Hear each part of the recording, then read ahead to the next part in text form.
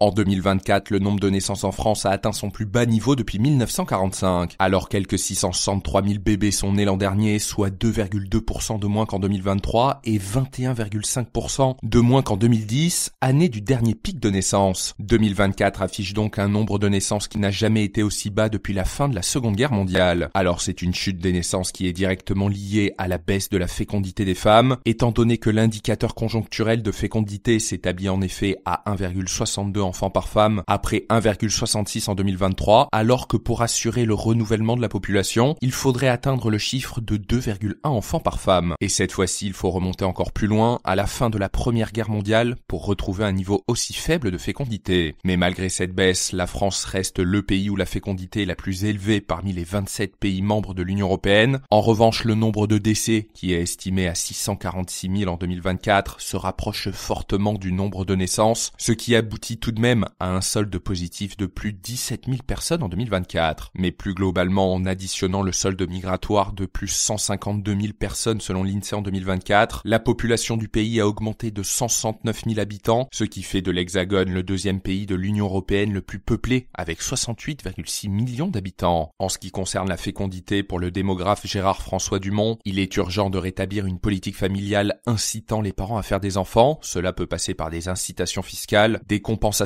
financières, réformer le congé parental, mais aussi par le développement d'un plus grand nombre d'infrastructures pour soutenir les jeunes parents, notamment les crèches. Car selon lui, sur le plus long terme, cette chute des naissances va fragiliser notre modèle social en diminuant la population active et donc la production de richesse.